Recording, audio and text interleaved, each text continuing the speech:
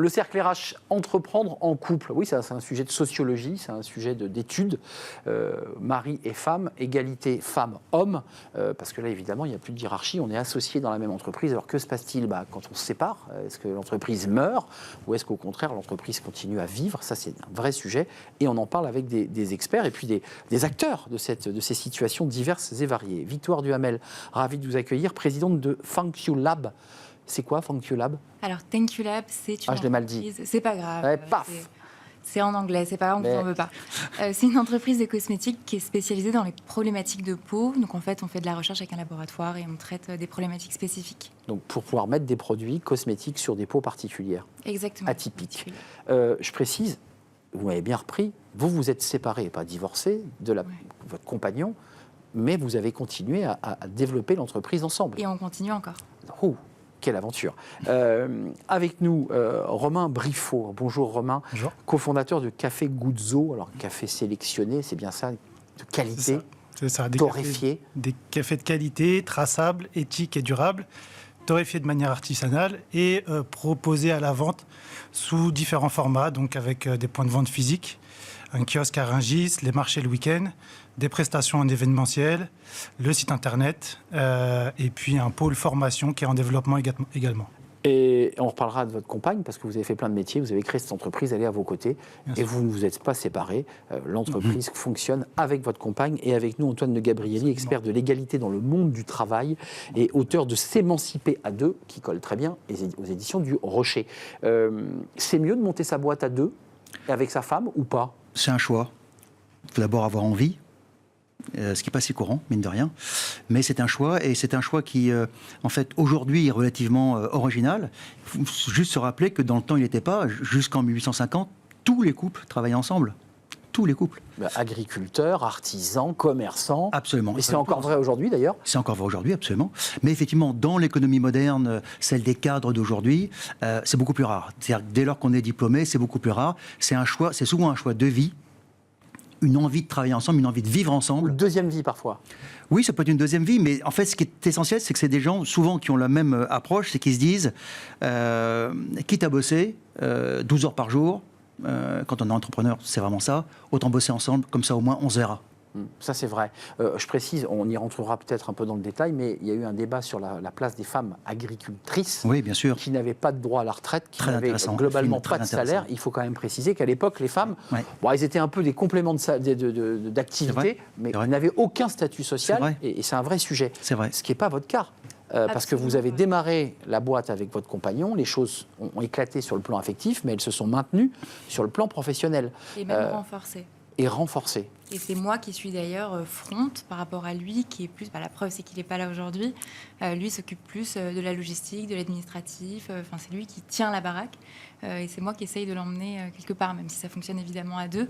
Mais c'est un cas de figure qui est plutôt rare, parce qu'on a l'habitude de voir les hommes qui prennent un petit peu plus les devants et les femmes à l'arrière. Et là, c'est l'inverse. Alors, c'est un produit plutôt féminin, même si les hommes mettent de la crème, mais c'est plutôt un produit en l'occurrence, c'est unisexe, parce qu'on traite des problématiques de peau qui concernent à la fois les femmes et les hommes. Donc, À l'origine, vous vous retrouvez dans l'histoire, vous démarrez l'histoire ensemble parce que, vous vous aimez et que vous dites qu'il faut vivre tout ça à fond, vie perso, vie pro. Ça s'est passé comme ça, ou peut-être que je me trompe? Vraiment, ça a démarré par hasard. J'étais en stage en cabinet d'avocat. Thibaut vient me chercher à la sortie. Et non seulement je me rends compte que le métier d'avocat est pour moi absolument abominable, et en plus de ça, j'ai ce problème de peau qui me complexe. Et je lui dis, écoute, je ne trouve pas de solution sur le marché. Je pense qu'il faut en faire une. Et à ce moment-là, il marque une pause, il me dit, Victoire, je crois que tu es en train de parler de l'entreprise de ta vie. Et à ce moment-là, c'était une évidence. Je lui demande, est-ce que tu veux le faire avec moi? Et ça a vraiment démarré de manière très naïve, sans avoir réfléchi, ni les tenants, ni les aboutissants. Et la preuve, c'est qu'on n'avait pas prévu de se séparer au milieu, mais c'est ce qui s'est passé. Incroyable histoire, et l'entreprise est là, et elle continue à se développer. Côté Café Guzzo, plein de métiers, une rencontre, j'imagine, avec votre compagne, peut-être même votre femme. Oui, c'est ça, notre mariage. Un mariage, et j'allais dire l'association des dieux, c'est-à-dire mariage et boîte. Oui, c'est pas rien, parce que vous dites, on prend un risque. L'entreprise est venue un petit peu plus tard, mais effectivement... On s'est rejoint en fait sur nos valeurs et sur notre ambition de faire quelque chose ensemble pour être utile à la société, pour apporter quelque chose. Et donc c'est vraiment, on va dire, nos valeurs et notre éthique qui nous ont réunis. Et puis le fait que professionnellement parlant, on n'était pas spécialement heureux dans nos trajectoires salariales et que du coup, on s'est dit, créons quelque chose ensemble, quoi. Je ne veux pas rentrer dans les détails du couple, parce que l'argent, c'est le sujet le plus tabou, mais associé à 50-50, parce qu'il faut se répartir les parts, parce que malgré tout, il faut aller chez l'expert comptable, il faut parler argent, enfin, je veux dire, il y a des dividendes, il y a tout ça, quoi. Comment ça se gère, ça ? Je vous vois sourire. On communique et puis on se met à plat sur... Oui, parce qu'il y a quand même l'enjeu du couple, c'est-à-dire on va faire les courses, on vit des choses, on part en vacances, puis après il y a aussi l'enjeu, comment on fait pour les dividendes, comment on se répartit l'argent, enfin je vous vois sourire, mais oui, c'est un sujet quand même. Alors, il y a un sujet sur l'actionnariat, mais le sujet principal, c'est est-ce qu'on co-dirige ou pas ? C'est ça. Si on co-dirige, normalement, les bonnes cartes sont posées sur la table. S'il y a une hiérarchie dans le couple, c'est souvent beaucoup plus compliqué et c'est souvent peu durable. Donc, le critère de réussite des boîtes familiales, des boîtes de couple, c'est l'égalité. C'est ça. Ouais, je suis un contre-exemple. Victoire. C'est vrai ? Alors, le pauvre Thibaut était face à une juriste quand même si je ne suis pas devenue avocate. Et, Elle connaissait le droit. Je connaissais le droit, donc mon droit des sociétés nous avait dit surtout, si un jour vous créez une entreprise, 50-50, surtout pas. Ne faites jamais de 50-50, parce que le jour où il y a un désaccord, il faut que quelqu'un puisse trancher. C'est vrai. Et moi, j'ai été très claire avec Thibaut dès le début. Je lui ai dit, bon, j'aurai un grain de maïs en plus. 51-49, quoi. Même pas, non, on était à 50, j'étais à 50,01 et lui 49,1. Mais il y avait C'était mieux. Et je trouve que quand les choses sont dites et qu'elles sont claires, il n'y a pas de raison de les remettre en question. Mais la séparation n'a pas eu d'incidence, Victoire, enfin, en disant, écoute, je peux pas... Ça ne peut plus continuer, parce que quelque part, les deux sont tellement imbriqués les uns aux autres que ça pouvait avoir une incidence. Il peut y avoir un pacte d'actionnaires aussi. Ou un pacte d'actionnaires si vous avez signé un pacte. Je crois que quand on se veut du bien, il n'y a pas de raison que ça se passe mal. Il y a toujours un temps d'adaptation, ça a été notre cas. C'est moi qui suis partie, donc Thibaut m'en a voulu pendant un temps. Et en fait, je lui ai laissé le choix. Je lui ai dit, écoute, si tu as envie d'arrêter, arrête. Et si tu as envie de continuer, sache que la porte est grande ouverte. Moi, j'y crois beaucoup à cette entreprise et j'ai toujours envie de le faire avec toi. Donc, on a réussi à segmenter les deux. Et il m'a dit, je reste. Et aujourd'hui, on est 5 ans après la séparation. On est meilleurs amis. Thibaut fait partie, je le considère comme un membre de ma famille. Et on est hyper heureux de le faire ensemble. C'est génial. Et là, vous êtes en couple, donc mariés. C'est le même rêve que vous aviez au début, où les choses grandissent, évoluent, se transforment, on ne voit plus les choses pareilles. Stratégiquement, je parlais. Je ne parlais pas de l'amour que vous portez pour votre compagne, mais il y a parfois des enjeux stratégiques. Vous voulez peut-être investir à l'étranger. Elle vous dit, non, c'est pas possible, je veux rester en France.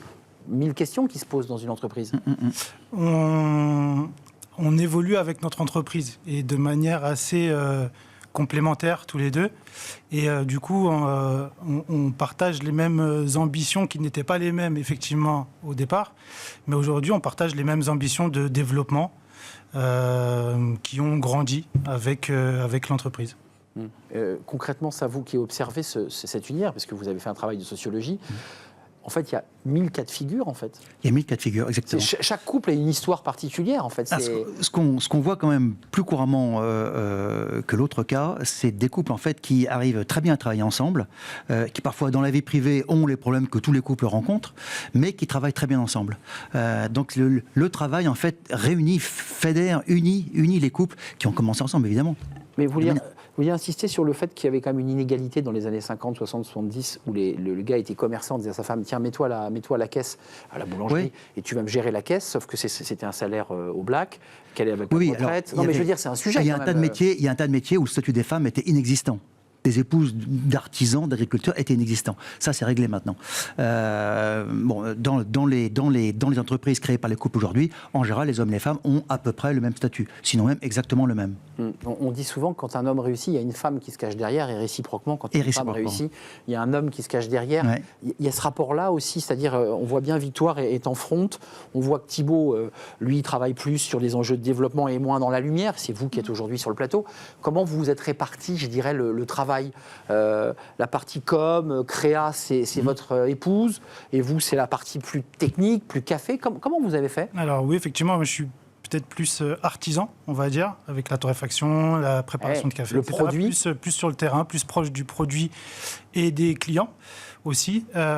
Nora est plus sur la construction de l'entreprise. Et par rapport à ce que vous disiez, effectivement, moi, à la base, je ne me considère pas comme entrepreneur. Enfin, je n'ai pas un profil entrepreneur, je pense.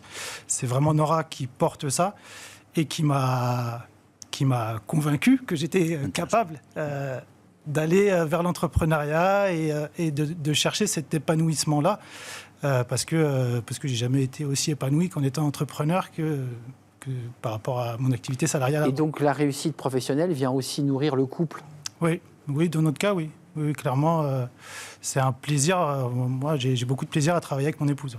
Antoine, qu'est-ce que vous avez entendu, j'imagine, des dizaines d'entrepreneurs qui vivent en couple. Là, on voit les côtés positifs, l'un nourrissant l'autre. On voit même que lorsqu'un couple se sépare, l'entreprise peut continuer à vivre. C'est comme un bébé qui continue à... C'est cette histoire-là que vous nous racontez. Il y a quoi d'autre comme difficulté ou comme point noir? Les difficultés, c'est qu'on peut devenir une bulle à deux. Et qu'il n'y a plus rien en dehors du couple. Et là, ça va appauvrir à la fois le couple et à la fois l'entreprise. On fait comment? On se donne des sas? On se dit, tiens, je vais un peu t'oublier pendant un week-end, je vais aller voir mes potes et faire du sport? Alors, ça peut. Là encore, il y a 1000 solutions. Mais en fait, c'est une préoccupation à avoir. C'est-à-dire qu'en fait, toute ma liberté n'est pas dans mon couple et mon entreprise. J'ai aussi un jardin, pas forcément secret, mais un jardin à moi et elle a un jardin à elle. On a chacun une capacité à s'ouvrir professionnellement comme dans la vie privée sur des choses qui ne regardent pas le conjoint. Sinon, on est 100% du temps ensemble et là, ça peut être problématique. Ça l'est pas toujours. Parfois, les gens adorent être tout le temps ensemble, mais ça peut être problématique. Il y a des grandes entreprises comme ça qui ont des fleurons qui... Il y en a très grandes. Vous avez Ferrero qui est très connu. Vous avez Charles et Ray Eames aussi. Vous avez Victoria Beckham et David. Vous avez BioNTech, ceux qui ont inventé le vaccin ARN. Caudalie, bien sûr. Voilà. Non, il y a des très grandes réussites. Mais vous regarderez, c'est toujours des couples qui sont co-dirigeants. Toujours. Je vous vois réagir parce que Caudalie, chacun dans le secteur d'activité cherche à voir s'il y a un modèle qui a réussi. Caudalie est un modèle de réussite incroyable. Un super modèle de réussite. Et ils ont fonctionné. Vous vous êtes intéressé à la manière dont fonctionnait Caudalie?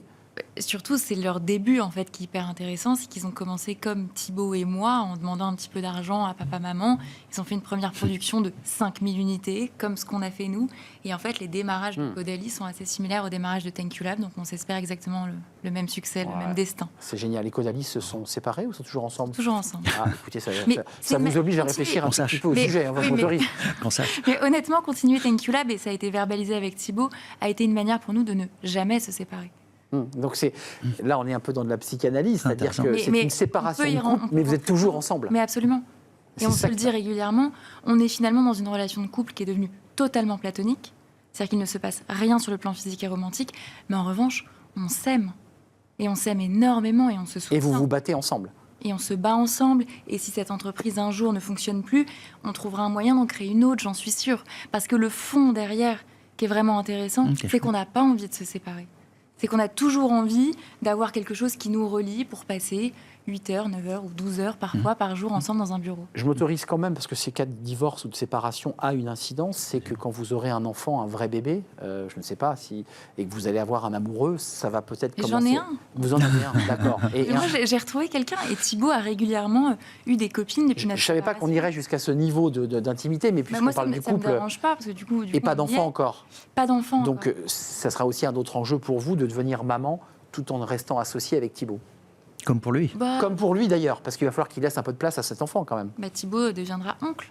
Il deviendra le parrain. Dans une certaine mesure, il sera parrain. Votre vision à 10 ans là, pour Guzzo, parce que vous avez envie de cartonner, comme j'entends chez Victoire, l'envie d'être le modèle Caudalie de 2024. C'est quoi vos ambitions quand vous êtes tous les deux sur le canapé en train de vous reposer avec votre épouse? C'est d'ouvrir autant que possible de petits points de vente, tel qu'on le fait déjà actuellement. D'en ouvrir encore beaucoup en région parisienne ou pourquoi pas au niveau national ou international. Et de développer notre axe de formation pour pouvoir apporter, proposer en tout cas la formation barista aux personnes éloignées de l'emploi dans les quartiers populaires. Génial. Donc, ça, c'est votre enjeu. C'est notre enjeu, c'est notre... Comment s'appelle votre épouse? Nora. Nora, c'est ça. Merci à vous, merci d'être venu nous rendre visite et puis d'avoir parlé avec autant de liberté d'un sujet qui touche à la fois l'entreprise et l'intimité, puisqu'on parlait du couple. Merci à vous, Victoire. Je vous souhaite longue vie avec Thibaut, mais surtout avec Thank You Lab, qui sera peut-être le modèle Caudalie, et je vous le souhaite. Merci de nous avoir parlé aussi, franchement. Merci à Romain Briffaut, Café Guzzo, avec ce couple qui porte la boîte. Et merci évidemment à Antoine de Gabrielli, expert de l'égalité dans le monde du travail, avec ce livre S'émanciper à 2, édition du Rocher. Tout de suite. S'émanciper à 2, le couple, le travail et l'égalité. Le couple, le travail et l'égalité. Liberté, égalité, fraternité. Presque Tout de ça. suite, c'est Fenêtres sur l'emploi et j'accueille mon invité.